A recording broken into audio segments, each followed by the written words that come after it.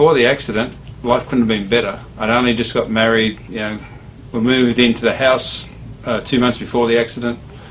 Life was good. We just finished building it. It was a 3-story house down in Newey. All I could say, everything was going well. Everything was so good. I couldn't believe how good life was at that stage. On the day of my accident, it was just really like no other day. I got up, went to the bit of breakfast, cup of coffee, said to the missus I'd be home in the afternoon. It was only a short day, about a 10-hour shift. Left home just before 7, kissed her goodbye, got to work, met my work colleague. And we did this virtually every day, same routine. We've been working together for 15 years. As we got to the plant, we were going to work on for the production of the urea and storage. He wasn't feeling well, my little workmate, so we just swapped roles, something we normally do just to look after each other. And when we got down there, he's gone into the plant to start the plant instead of going up into the crane area where I actually went up to. And there's a slippage issue. We always had moisture in the area because of the product called urea. Now, we always had to throw a dust onto the belts to bring them back into track, otherwise everything would be offline and we couldn't run the plant to load the trucks and all that type of thing.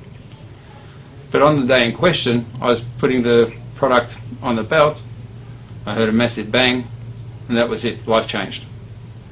But on that very day, it was no different than any other day. We're actually given a 2-litre milk container and a green bin.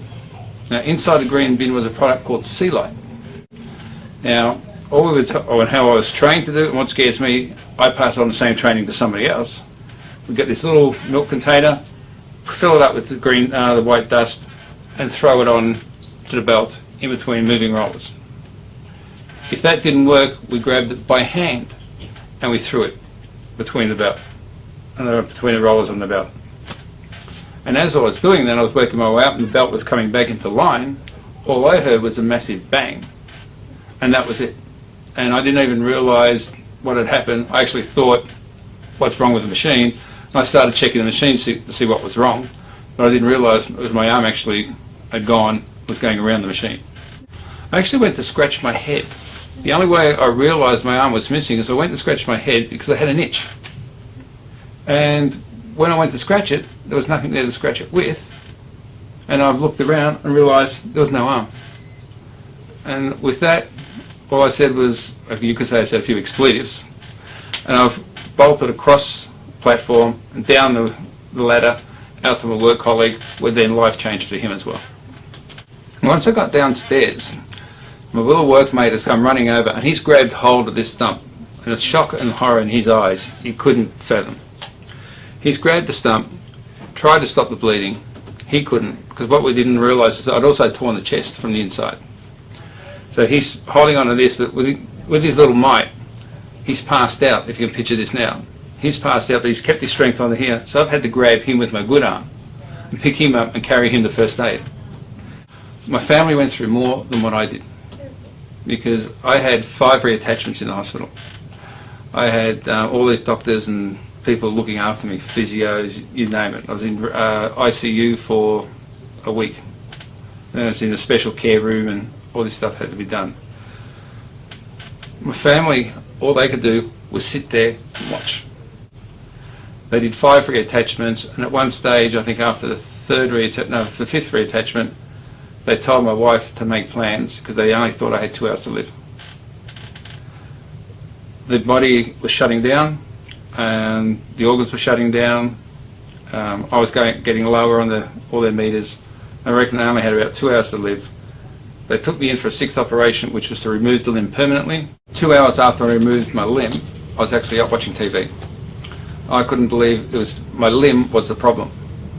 When they removed it, they removed the source of the trouble and the damage, and I was able to get all my vital signs were back to normal within 2 hours, and I was just watching TV. My family was in the room and everybody was happy. But what was going to happen next was a lot of rehab, a lot of pain. My lowest moment was during all my rehab. I thought if I wasn't around anymore, I would relieve my family of the stress that they were going through. I actually wrote a suicide note and I put it on the table or the computer was one of them. And I went out for a walk around Williamstown, where I live. If I had my time over again, I definitely wouldn't put my hand in that machine, and I definitely would have stood up to get a guard on that machine earlier than that day. If you have an issue, bring it up. If you have, especially if you think it's a serious issue, take it forward.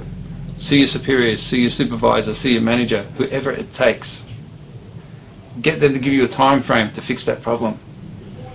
Because at the end of the day, the people who make those decisions on costs and everything, they're held accountable just like you are. Everybody's held accountable now. It's not where a company is fined for doing a job wrong or an unsafe procedure. We all have the right, we all have the obligation to look after each other in the workplace. I should be looking after my mate's back. You should be looking after yours. Simple as that. And I'd rather somebody tap me on the shoulder and say, you're doing this unsafely, we can do this a better way. Before anybody starts a job, look at the environment.